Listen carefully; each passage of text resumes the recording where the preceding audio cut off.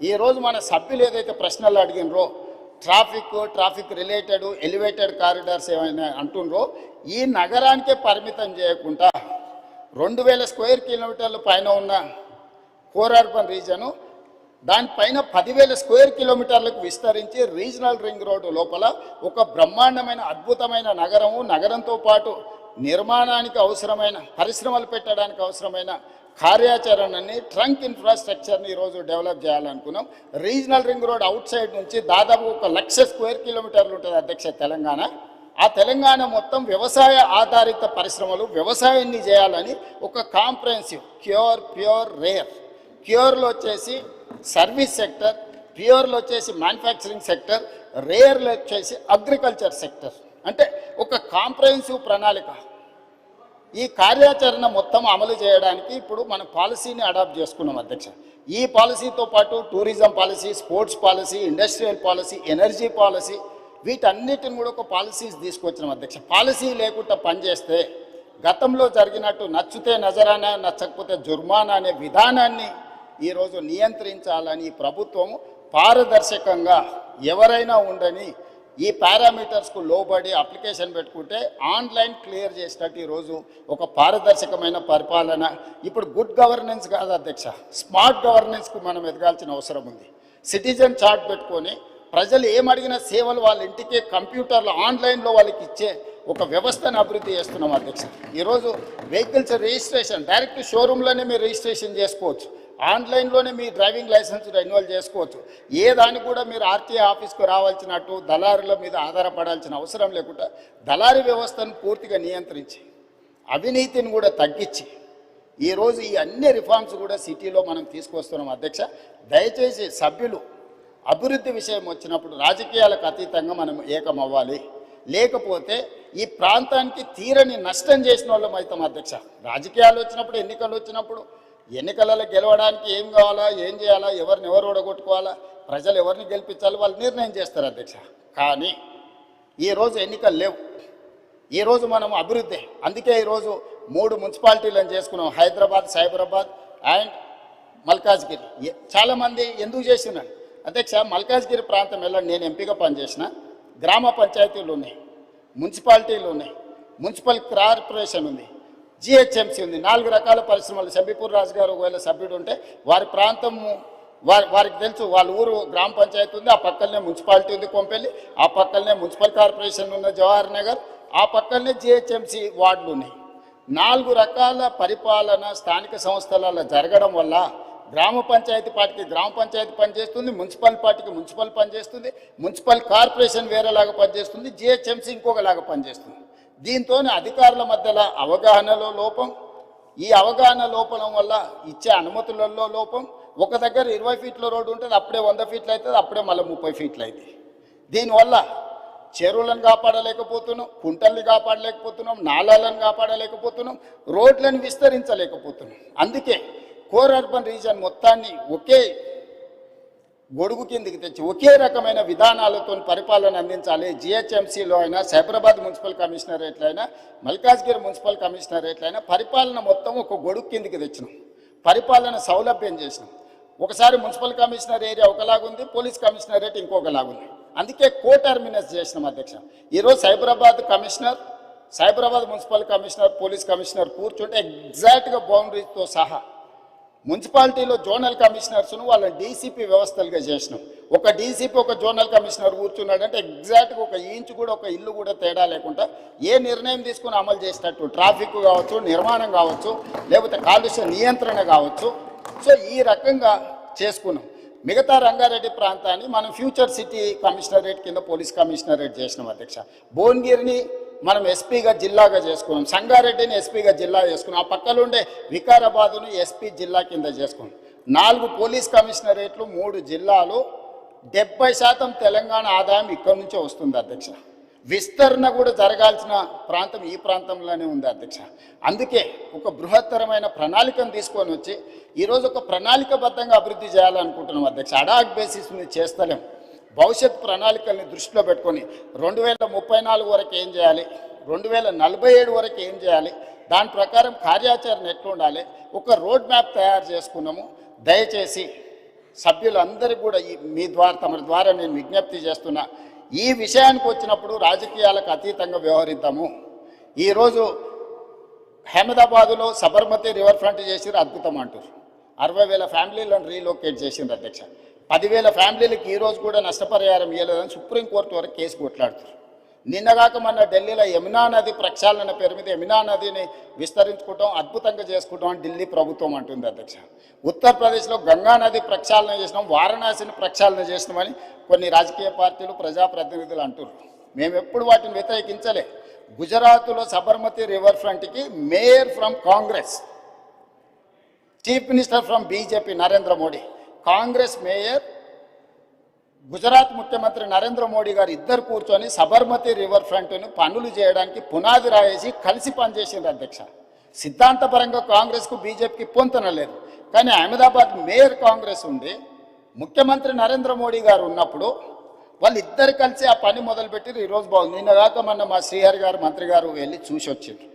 Chamala Kiran Reddy MP గారు నల్గొండ నుంచి బీర్ల ఐలయ్య గారు వీళ్ళందరూ పోయి చూసి వచ్చారు. అంతకంటే ముందు సిటీలో ఉండే మేయర్తో పాటు కార్పొరేటర్స్ని అందరినీ నేను అక్కడికి పంపించిన, కొంతమంది మిత్రులను విదేశాలకు పంపించిన ఎమ్మెల్యేలను, మీకు సౌత్ కొరియా పోయి చూసిరా పోండి అండి. సో ఈరోజు నేను అనేది ఏంది అధ్యక్ష అంటే, హైదరాబాద్లో మూసీ నది ప్రక్షాళన చేస్తామంటే ఎందుకు ఇది రాజకీయ రంగు పులుముకుంటుంది? ఎంఆర్డీసీఎల్ నేను మొదలు పెట్టలే అధ్యక్ష. నిన్నగాక మొన్న సిరిసిల్ల ఎమ్మెల్యే గారు చెప్పారు, మూసీ రివర్ డెవలప్మెంట్ కార్పొరేషన్ లిమిటెడ్ని మేమే ప్రారంభించినాము అన్నారు. అవును, మీరే ప్రారంభించారు, ప్రణాళికలు మీరే చేసారు, మీరు అర్థాంతరంగా వదిలేసారు. మేము ఇప్పుడు దాన్ని కొనసాగిస్తామంటున్నాం. మీరు మొదలుపెట్టినప్పుడు 10,000 కుటుంబాలను మేము బుల్డోజ్ చేసి కొట్టేస్తామని మీరు మాట్లాడింది సభలో ఉంది. ఆనాటి మాజీ ముఖ్యమంత్రి గారు ఈ రోజు ఉన్న 2016లో వాళ్ళే బఫర్, మూసీ నది పక్కన 50 మీటర్ల బఫర్ జోన్ కూడా వాళ్ళే నిర్ణయించారు. ఆ రోజు మేము నిర్ణయించలే. ఈ రోజు మేము అమలు చేస్తామంటే మీకున్న అభ్యంతరం ఏంది? ప్రభుత్వం అధికారికంగా కార్యక్రమాన్ని ఏర్పాటు చేసింది. అయ్యా, దీన్ని ముందు కొనసాగించడానికి ఏం చేయాలో మీకు సలహాలు సూచనలు ఇవ్వండి, ప్రభుత్వం ఆమోదిస్తుందని. సలహాలు సూచనలు ఇవ్వడానికి రాలేదు. ఆన్లైన్లో పెట్టినాము. ఆన్లైన్లో పెట్టినప్పుడు దాన్ని చూసి ఏం సలహాలు ఇస్తారో ఇవ్వండి. ఆపాలనే ఆలోచన తప్ప మీరు ఏ సూచన అయినా చేయండి. ఈరోజు మూసీ నది ప్రక్షాళన అత్యవసరము. నల్గొండ జిల్లా ప్రజల్ని ఒకసారి గుర్తు చేసుకుంటే ఎవ్వరు కూడా దీన్ని ఆపే ప్రయత్నం చేయరు. ఈరోజు రంగారెడ్డి జిల్లా హైదరాబాదులో ఉండే కాలుష్యము, పరిశ్రమలు, శవాల కలేబరాలు, మనుషుల శవాలతో సహా కొట్టుకుపోయి నల్గొండకు ప్రాణాంతకంగా తయారైంది అధ్యక్ష. నేను నవంబర్ 8, 2025 నాడు 2024 నాడు అక్కడికి వెళ్ళి 2024 నవంబర్ 8 రోజు నేను పోయి పాదయాత్ర చేస్తే ఆ ప్రాంతంలో మహిళలు వచ్చి చాలా ఆవేదన భరితమైన అంశాలు నా దృష్టికి తీసుకొచ్చారు. కొత్తగా పెళ్ళైతే పిల్లలు ఎవరు ఆ ప్రాంతంలో ఉండడం లేదు, అక్కడ పండించిన పంటలు తిన్నా, అక్కడ బోర్లలో నీళ్లు తాగినా పుట్టబోయే పిల్లల మీద విపరీతమైన ప్రభావం చూపిస్తుందని చెప్పి మహిళలు వచ్చి చెప్పినప్పుడు నేను ఆలోచన చేసిన అధ్యక్ష, వీళ్ళకు విముక్తి కలిగించాలి కదా, మనకు అవకాశం వచ్చినప్పుడు ఒక మంచి పని చేయాలి కదా, ఆ మంచి పని చేయడానికి మనం ప్రయత్నం చేయాలి కదా అని ప్రణాళికలు రచించినాం అధ్యక్ష. ఆ ప్రణాళికలలో మీరు అందరు చదువుకున్నోలే కదా, ఆడ డాక్టర్లు ఉన్నారు, మేధావులు ఉన్నారు, చాలా సంవత్సరాలు ప్రజల కోసం పనిచేసిన అని చెప్పుకునే వాళ్ళు ఉన్నారు. మీరు చదవండి, డాక్యుమెంట్లో మీరు సజెషన్ ఇవ్వండి. ఆపాలనేది కాకుండా ముందుకు వెళ్ళడానికి అవసరమైన మీ సలహాలు ఇవ్వండి. మీరు సలహాలు ఇస్తే మాకు అభ్యంతరం లేదు, ఆ సలహాలను మా ప్రభుత్వం స్వీకరిస్తుంది. అంతే తప్ప మేము చెయ్యలేము, మేము ఆపేస్తామనే విధానము ఎవరికి మంచిది కాదు. దయచేసి చైర్మన్ సార్, మీ ద్వారా ప్రధాన ప్రతిపక్షానికి నా సూచన ఒక్కటే, మీరు ఏం సలహాలు ఇస్తారో ఇవ్వండి, నిరభ్యంతరంగా మేము వాటిని స్వీకరిస్తాం. ప్రజలకు ఉపయోగపడేది ఉంటే 100% వాటిని అమలు చేస్తాం. మీరు ప్రాజెక్టును ఆపాలన్న ఆలోచన నుంచి బయటికి వచ్చి రాజకీయ ప్రయోజనము, రాజకీయ కక్షని పక్కన పెట్టేసి మీరు ముందుకు వచ్చి ఏమైనా సూచన చేయండి. ఈ ప్రభుత్వం ఓపెన్ మైండ్తో ఉంది. ఒకవేళ నన్ను కలవడానికి మీకు అభ్యంతరం ఉంటే మా శ్రీధర్ బాబు గారు రంగారెడ్డి జిల్లా ఇన్ఛార్జ్ మినిస్టర్, పొన్నం ప్రభాకర్ గారు హైదరాబాద్ ఇన్ఛార్జ్ మినిస్టర్, ఆ మంత్రులతోనూ కమిటీ వేస్తా. డిప్యూటీ సీఎం గారు, శ్రీధర్ బాబు గారు, పొన్నం ప్రభాకర్ గారితో ఒక క్యాబినెట్ సబ్ కమిటీ వేస్తా.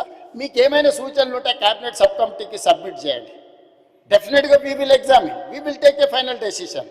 ఈ కన్సెన్సస్ బిల్డ్ చేసి చేయాలనుకుంటున్నాం అధ్యక్ష. ఉన్న పలంగా మేమేదో కూలగొట్టేస్తాం, మేమేదో కట్టేస్తామని ఇట్లాంటి ప్రచారాలు మానండి. నిన్నగాక మన ఒక అపార్ట్మెంట్కి సంబంధించిన బాధితులు ఆపండి ఆపండి అంటారు. మేము అడగనే లేదు, మీకు ఈ ప్రాబ్లం ఉందని చెప్తున్నాం.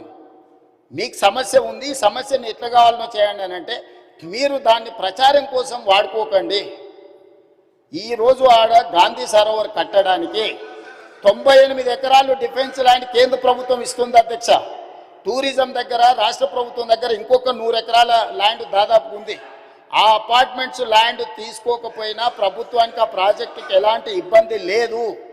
ఆ ప్రాజెక్టులో అపార్ట్మెంట్స్లో ఉన్న మిత్రులకు నేను చెప్పేది ఒకటే, 2005-6లో మీరు పర్మిషన్ తెచ్చుకున్నప్పుడు అది చిన్న నాలా కింద చూపించి 9 మీటర్ల బఫర్ జోన్ చూపించి మీరు అనుమతులు తెచ్చుకున్నారు. 2012లో 2016లో బఫర్ జోన్ 50 మీటర్లకు, అది మూసీ నది పరివాహక ప్రాంతం కాబట్టి 50 మీటర్ల బఫర్ జోన్ డిఫైన్ అయిపోయింది. 50 మీటర్ల ప్రకారం మార్క్ చేస్తే సగం అపార్ట్మెంట్స్ ఈరోజు బఫర్ జోన్లో ఉన్నాయి. రేపు భవిష్యత్తులో అది కొనుక్కోవడానికి అమ్ముకోవడానికి పనికిరాదు. రేపు భవిష్యత్తులో ఏమీ చేసుకోలేరు, మీకు నష్టం జరుగుతుందని మాత్రమే చెప్తున్నాము. వాళ్ళకి ఇష్టమైతే ఆ ల్యాండ్ ప్రభుత్వ అభివృద్ధిలో భాగస్వామ్యం ఇప్పుడు చేస్తే వాళ్ళకు నష్టపరిహారం ఇచ్చి ప్రత్యామ్నాయం చూపించడానికి మాకు అభ్యంతరం లేదు అధ్యక్ష. ఎవరిని నిరాశ్రయులం చేస్తలేము అధ్యక్ష. అధ్యక్ష నా సూచన ఒక్కటే అధ్యక్ష, నా సూచన ఒక్కటే,